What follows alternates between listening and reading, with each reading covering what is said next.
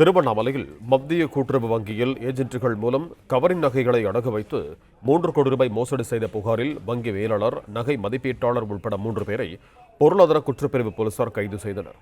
இது தொடர்பான கூடுதல் விவரங்களோடு இணைகிறார் எமது செய்தியாளர் மணிகண்டன். வணக்கம் மணிகண்டன், உங்களிடம் இருக்கும் தகவல்களை சொல்லுங்கள்.